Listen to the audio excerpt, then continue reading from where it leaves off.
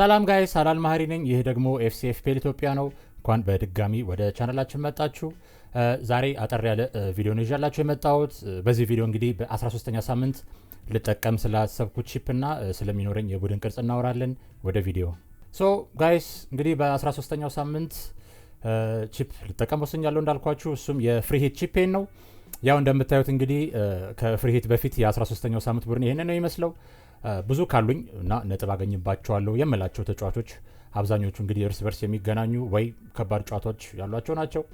እንደ አርሰናል ከቼልሲ እና ዩናይትድ ከክሪስታል ፓላስ ጋር ባሉት ጨዋታዎች ብቻ 6 ተጫዋቾች ቡድን ውስጥ አሉ። ሙኖዝ፣ ቲምበር፣ ብሩኖ፣ ሳር፣ ኤንዞ እና ማቴታ ማለት ነው። ወደ 13ኛው ሳምንት የሶሊዮ አናሊቲክስ አታክ እና ክሊንሺት ወይም ዲፌንሲቭ ስታት ስንሄድ ደግሞ በመጀመሪያ የምናገኘው የአታኪንግ ስታት ነው።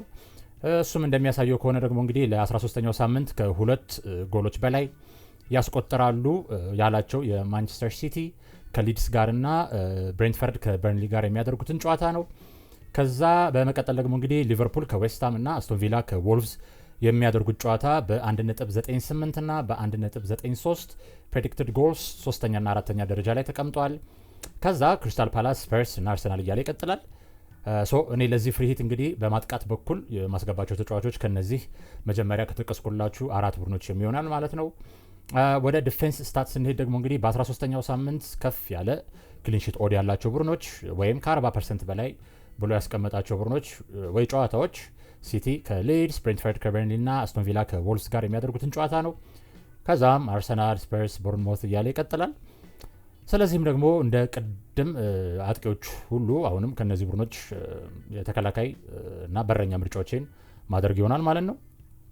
ቀጥታ ወደ ቡድኑ ስንሄድ መጀመሪያ የምናገኘው በረኞችን ኦብቪየስሊ ተሰላፊ ደግሞ የሚሆነው የአስቶን ቪላው ማርቲኔዝ ነው። እውነን ለመናገር አሁን ከዎልቭስ ጋር እኔ ራሱ በረኛ በሆን እንግዲህ በክሊንሺት ሳልወጣ አልቀረም ወይም አይቀርም። በዚህ ውድድር ዘመን እንግዲህ አነስተኛ ጎሎችን ያስቆጠሩ ቡድን ናቸው ዎልቭስ። ኤክስጂያቸውም ከሁሉም ቡድን ዝቅተኛ ቁጥር ነው ያላቸው። የሚገናኙት ደግሞ አሁን ባለፉት 3 ጨዋታዎች 1 ጎል ብቻ የተቆጠረባቸው አስቶን ቪላ ጋር ነው። ስለዚህ ማርቲኔዝ መያዝ እንግዲህ የሚመከር ነው ላለው። ያው ቤንች ላይ ደግሞ ለምናልባቱ ዱብራቭካ የሚቀመጥ ይሆናል ኦልሬዲ ቡድን ውስጥም ስላለ። ወደ ተከላካይ መስመር ስንሄድ ደግሞ ማቲካሽ፣ ቫንደንበርግ እና ኦራይሊን እናገኛለን። ማቲካሽ ያው እንደ ቪላ ተጫዋችነቱ እና ቀደም ከነገርኳችሁ ስታት አንጻር ከቪላ 2 የተከላካይ ክፍል ተጫዋች ማስገባት እንግዲህ የሚያስኬድ ግዢ ነው ብዬ አምናለሁ። እንደገና ደግሞ ከሌሎቹ የቪላ ተከላካዮች እሱ የተሻለ የማጥቃት ኳሊቲ እንዳለውም እናውቃለን። ኦራይሊ ደግሞ እንግዲህ ከ8 ጨዋታዎች 6ቱ ላይ ሪተርን ማድረግ የቻለ ተጫዋች ነው። ምንም ዋናው ቡድናችን ላይ እንግዲህ ለመግዛት የፔፕ ሩሌት ትልቅ ችግር መሆኑን እናውቃለን። ስለዚህ ፍሪሂት ላይ እንደዚህ አይነት ተጫዋቾች ላይ ፐንት ማድረግ ከጉዳቱ ጥቅሙ ያመዝናል እላለሁ። ብዙ ቡድን ውስጥም የሌለ ተጫዋች ስለሆነ እንግዲህ በ13ኛው ሳምንት ጥሩ ውጤት ካመጣ ለራንካችን አሪፍ ገቢ ነው የሚያስገባው። አትሊስት ከሱ የክሊንሺት ነጥብም እናገኛለን ብዬ አስባለሁ። ወደ ቫንደንበርግ ሲሄድ እንግዲህ የሚገናኘው ከበርንሊ ጋር ነው። በርንሊ በዚህ ሰዓት እንግዲህ መጥፎ የሚባል ኤክስጂ ነው ያላቸው እንደ ቡድን። የሾት ስታትን ብታዩ እነሱ ናቸው ዝቅተኛ ቁጥር ያላቸው። ሌላው ደግሞ ከሴት ፒስ በሚገኝ እድል ሁለተኛ ሆነው ተቀምጠዋል፣ በመስጠት ያንን እድል ማለት ነው ለጎል የሚሆን ያ ማለት ክሮስ የሚደረጉ ኳሶች ላይ በጣም ደካማ ናቸው ማለት ነው። እንደ ቫንደንበርግ አይነት ተጫዋቾች ደግሞ እንግዲህ አሁን እያየነው ባለው ብዙ የሴት ፒስ የጨዋታ ስታይል ቡድኑ እንደ እሱ ያሉ ተጫዋቾችን ለማጫወት ታርጌት አድርገውት ይገባሉ ብዬ ስላመንኩ እንግዲህ እሱን 3ኛ ዲፌንደር አድርጌ መርጫዋለሁ። ወደ ሚድፊልደሮች ሲሄድ ደግሞ እንግዲህ ዶኩ፣ ሮጀርስ፣ ሻደን እና ጋክፖ እናገኛለን። 3ኛው የቪላ ተጫዋች እንግዲህ ሮጀርስ ነው።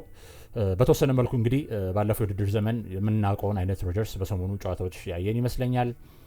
ቪላ መጀመሪያ አካባቢ በጣም ያስቀየመን ቡድን ነበረ። ስፔሻሊ ኤፍፒኤል ተጫዋቾች ደጋፊውን እንግዲህ እናንተ ማሰብ ትችላላችሁ።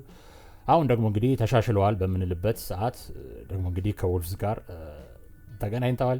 ዎልቭስ ላይም እንግዲህ ባለፈው ከሊድስ ጋር ያሳየንን ሮጀርስ ማለት ነው ጨዋታ ወይም ሪተርን ከምር በዚህ ጨዋታ እንግዲህ የሚቀጥል ስለመሰለኝ ወይም ስላመንኩ እሱን እንግዲህ ወደ ቡድን ያስገብቸዋለሁ። ወደ ሻደ ስንሄድ ደግሞ እንግዲህ እሱ ባለፉት 7 ጨዋታዎች 4 ሪተርኖችን አስመዝግቧል። ሊቨርፑል እና ኒውካስል ላይ ያገቡትን ጎሎች ጨምሮ ዩናይትድ እና ዌስትሃም ላይ አሲስት ማድረግ ችሏል። ኮዲ ጋክፖ ብዙም ያላመንኩበት ተጫዋቼ ነው።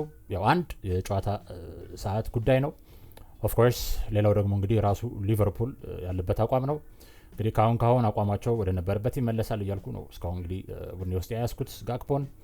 ልጁ አሁንም ይሞክራል ይጥራል፣ ግን ሪተርን የለም እስካሁን። አሁንም ተስፋ አልቆርጥም ብዬ ነው እንግዲህ እሱን በነበረበት ያቆየሁት። እንደ ጨዋታም ደግሞ እንግዲህ ዌስትሃም ዩናይትድ እንደ በርንሊ ባለ ቡድን እንኳን 2 ጎሎች ተቆጥሮባቸዋል። ቅድም በነገርኳችሁ ስታት ደግሞ እንግዲህ ከሆነ በሙከራም በኤክስጂም ከሁሉም ዝቅ ያሉ ናቸው። ብዙ ጎሎች በገባበትም 3ኛ ደረጃን ይዘው ነው የሚገኙት።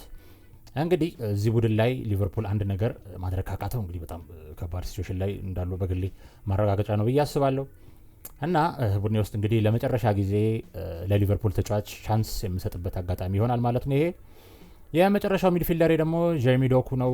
ቅድም እንዳልኳችሁ እንግዲህ በእንደዚህ አይነት አጋጣሚ ነው ከሲቲ ተጫዋቾች ማስገባት የምትችሉት። በፔፕ እንግዲህ ተጫዋቾችን መቃየር ምክንያት እንግዲህ እውነት ለመናገር ከሲቲ 3ኛ ተጫዋች ለማስገባት ትንሽ ግራ ያጋባል። እንደ ፎደን እና ቸርኪም እንግዲህ ሌሎች አማራጭ እንደመሆናቸው አንጻር ማለት ነው። ስለዚህ እንደ መመዘኛ የወሰድኩት አንድ አሁን ማን ነው ከሲቲ አማካዮች የተሻለ ነጥብ መሰብሰብ የቻለው የሚለውንና እንግዲህ ደግሞ ብዙ ደቂቃ ማተጫወታ የሚለው ነው። በዚህ ደግሞ እንግዲህ ቸርኪ አውቶማቲካሊ ሲወጣ ዶኩ የበለጠ ነጥብ መሰብሰብ ሲችል፣ ፎረን ደግሞ እንግዲህ ከሁሉም አማካዮች የተሻለ ሰዓት መጫወት ችሏል። ከሁለቱ ደግሞ እንግዲህ በትንሽ ጨዋታ ሰዓት ብዙ ነጥብ ማግኘት የቻለውን ጀርሚ ዶኩን መርጫዋለሁ ማለት ነው። ከኦነርሺፕ አንጻር አክቹዋሊ ዶኩ ብዙ ቡድን ውስጥ ስለሚገኝ እንግዲህ ለሴፍቲውም ያው እሱ ይሻላል ባይ ነኝ። ወደ ፊት መስመር ሲሄድ እንግዲህ ሃላንድ ኢጎር ቲያጎንና ቦወን እናገኛለን። ያው ሃላንድ ነው፣ ስለሱ ብዙ ማውራት አያስፈልግም። ከዛ ኢጎር ቲያጎ ደግሞ አለ ሚስተር ፔናልቲ። ባይገርማችሁ እስካሁን ድረስ ብሬንትፈርድ 6 ፔናልቲዎችን አግኝተዋል። ከነሱ ቀጥሎ ማለት ነው ትልቅ ብዙ ወይም ፔናልቲ አገኘ የሚባለው ቡድን 3 ፔናልቲዎችን እስካሁን ያገኘው። አላቅም እንግዲህ እንደ ስትራቴጂ አይተውት ከሆነ እንግዲህ ይመቻቸው። ኢጎር ቲያጎ ደግሞ እንግዲህ ከየት መጣ ሳይባል አሪፍ የሆነ አሴት ነው በዚህ ሰዓት። ባለፈው እሱን እንግዲህ ያልገዛውበት ምክንያት ስነግራችሁ ትዝ ካላችሁ ቀጣይ በሚኖራቸው ጨዋታ ወይም መርሃ ግብር ነው ከበድ ያለ ስለሆነ በሱ ብቻ ነው ያልገዛውት ዌልቤክን ሳስገባ ማለት ነው። አሁን ደግሞ ፍሪት ላይ ለአንድ የጨዋታ ሳምንት ብቻ እንግዲህ ቡድኔን ተቀላቅሏል ማለት ነው። የመጨረሻው ፎርዋርዴ ጃሬድ ቦወን ነው። ትንሽ ሊያወዛግብ ይችላል ቅድም ካወራሁት ስታትና ስለ ሊቨርፑል ምናምን ካወራሁት ነገር አንጻር ማለት ነው። ሊቨርፑል እንግዲህ እስካሁን ባሳዩን የተከላካይ መስመር ክፍተትና ያው ያልኩት ባይሆን ማለት ነው አሁን በዚህ ጨዋታ እንደጠበቁት ነገሮችን አስተካክለው የማይመጡ ከሆነ እንግዲህ ለቦወን ሰርግና ምላሽ ነው የሚሆነው። ያው ፓኬታንም ሳንረሳ ማለት ነው። እነዚህ 2 ተጫዋቾች ደግሞ እንግዲህ ከዌስትሃም ቤት ሪተርን እያደረጉ እንደመሆናቸው አንጻር ወይም ኦንሊ ፕሌየርስ ሪተርን የሚያደርጉት እነሱ ስለሆኑ ለዚህ አስተሳሰብ እንግዲህ ከሁለት አንዱን ማስገባት ነውር አይሆንም። ይቅርታ እንግዲህ የሊቨርፑል ደጋፊዎች ይሄ የኤፍፒኤል ባህሪ ነው። ያው ባለቀ ሰዓት ከቦወን እንግዲህ ወደ ፓኬታ ለመሄድ ካሰብኩ እንደው ኦልሬዲ ያሰብኩት ስለሆነ ፎርሜሽንን ወደ 3-5-2 ቀይሬ ማስገባት እችላለሁ እሱን ማለት ነው። ቤንች ላይ ደግሞ ምናልባት እንደ ካሽ ጋክፖ ወይ ደግሞ ሁለቱ የሲቲ ተጫዋቾች ጋክፖና ኦራይሊ ላሰለፉ የሚችሉ ከሆነ በየ እንግዲህ ጠንከር ያለ ቤንች ይዣለሁ። እነሱም ሳር ሙኖዝና ቲምበር ናቸው ኦልሬዲ ቡድኔ ውስጥም ስላሉ ማለት ነው። እናንተ ደግሞ ማለቴ ከፍሪሂት በፊት የነበረው ቡድኔ ውስጥ ማለት ነው። እናንተ ደግሞ እንግዲህ በጀት የማይበቃችሁ ከሆነ እንግዲህ የወደዳችሁትን አማራጭ መጠቀም ትችላላችሁ። እኔ የሰራሁት ቡድን በአጠቃላይ እንግዲህ የሚፈጅባችሁ 98.1 ሚል ብቻ ነው። ስለዚህ እንግዲህ ሙሉን ኮፒ ብታደርጉትም እንግዲህ በጀት ያንሳችኋል ብዬ አላስብም። የ13ኛው ሳምንት ካፕቴኔ ደግሞ የሚሆነው ኤርሊንግ ሃላንድ ነው። ቫይስ ካፕቴን ሲሆን ደግሞ እንግዲህ ጋክፖ ላይ አድርጌዋለሁ ማለት ነው። ያው ኦብቪየስሊ ይገባል ሃላንድ ስለሚሰለፍ ዳዝንት ማተር ቫይስ ካፕቴን ሲሆን ማለት ላይ ይሁን አይሁን። እንግዲህ ውድ ቤተሰቦቼ የ13ኛው ሳምንት የፍሪሂት ቡድኔ ይህንን ይመስላል። በተሻለ መጠን አዲስ ነገር ሲኖር ወይም እንግዲህ ቡድኔ ላይ የማደርገው ለውጥ በቴሌግራም ቻናል ላይ ቶሎ አፕዴት አደርጋችኋለሁ። እስካሁን እንግዲህ ብዙም ለውጥ ማድረግ አይመስለኝም እዚህ ፍሪሂት ቡድን ላይ። ምናልባት ግን እስከ ነገ ዴድላይን ድረስ አዲስ ነገር ሊኖር ይችላል። ሲቲም ደግሞ እንግዲህ የ12 ሰዓቱ ጨዋታ ላይ እንደመጀመራቸው አንጻር ቀድመው ሊወጡ የሚችሉ ዜናዎች ሊኖሩ ይችላሉ። ያኔ ለእናንተም ቴሌግራም ላይ አፕዴት አደርጋችኋለሁ። እዚህ ቪዲዮ ላይ ደግሞ የምጠቀምባቸውን ሳይቶች እንግዲህ ሊንኮቹን ከስር አስቀምጥላችኋለሁ። አስተያየት ወይም ጥያቄ ካላችሁ ደግሞ ከስር ኮሜንት ላይ ማስቀመጥ ትችላላችሁ። ቪዲዮ ከተመቻችሁ ደግሞ እንግዲህ ላይክ እና ሰብስክራይብ በማድረግ ለጓደኞቻችሁን በማጋራት ቤተሰቡን እንዳትረሱ ወይም ቤተሰቡን ትችላላችሁ። ከዛ ውጪ መልካም የውድድር አመት ይሆንላችሁ። ስለተከታተላችሁኝ አመሰግናለሁ። ቴንክ ዩ ኤንድ ባይ ባይ።